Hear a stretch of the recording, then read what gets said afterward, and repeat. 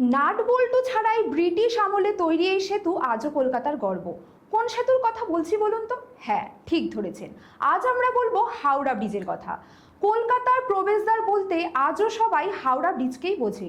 হুগলি নদীর ওপর অবস্থিত কলকাতা ও হাওড়া শহরের মধ্যে সংযোগ রক্ষাকারী সেতুগুলির মধ্যে অন্যতম এটি। 1874 সালে প্রথম হাওড়া সেতু নির্মিত হয়। পরে 1945 সালে পুরনো সেতুটির বদলে বর্তমান সেতুটি তৈরি হয়। 1965 সালে 14 জুন সেতুটির নাম রাখা হয় রবীন্দ্র সেতু।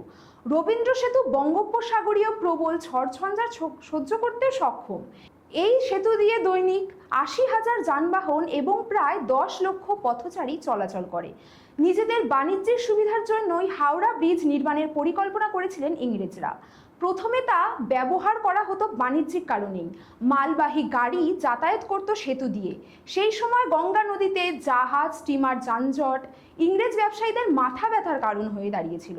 সেই সমস্যা মেটাতেই গঙ্গার ওপর সেতু নির্মাণের সিদ্ধান্ত নিয়েছিল তারা। হাওড়া ব্রিজ হুগলি নদীর ওপর অবস্থিত বড় খিলানযুক্ত একটি ঝুলন্ত সেতু।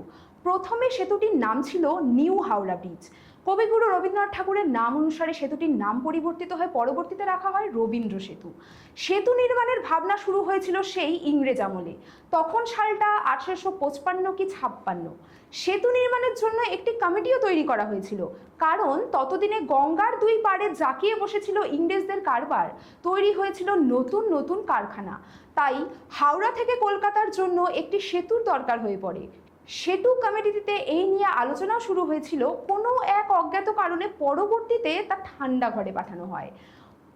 এরপর গঙ্গা দিয়ে অনেক জল বয়ে গেছে। অবশেষে সেতু তৈরির প্রয়োজন বুঝে 1871 সালে তৈরি হয় একটি ট্রাস্ট। নদীর ওপর দিয়ে একটি ভাসমান সেতু, নিচে নৌকা, উপরে পাটাতন, মাঝ বরাবর খুলে দেওয়ার ব্যবস্থাও রয়েছিল সেতুটিতে। জাহাজ, স্টিমার চলাচলের জন্য সেতুর মাঝখানে 200 ফিট খুলে দেওয়া যেত। স্টিমার এলেই সেতু বন্ধ। শুনতে অদ্ভুত লাগলেও সুবিশাল হাওড়া ব্রিজটি তৈরি করতে একটি নাটবল্টুরও ব্যবহার করা হয়নি। ইস্পাতের পাত উন্নত প্রযুক্তির মাধ্যমে জুড়ে এই সেতু তৈরি করা হয়েছে। সেতু নির্মাণে 23,000 টন ইস্পাত দিয়েছিল tata iron and steel company. Howrah bridge একটি ঝুলন্ত সেতু। কোনো রকম অবলম্বন ছাড়াই খিলানযুক্ত এই সেতুটি দাঁড়িয়ে রয়েছে। এ ধরনের প্রযুক্তিযুক্ত প্রাচীন সেতুগুলির মধ্যে এই সেতু অন্যতম। প্রবল ঝড়ঝঞ্ঝাগুলি সহ্য করতে সক্ষম এটি। এই জাতীয় ঝুলন্ত এবং দৃঢ় সেতুগুলির মধ্যে রবীন্দ্র সেতু বিশ্বের 6ষ্ঠ বৃহত্তম সেতু।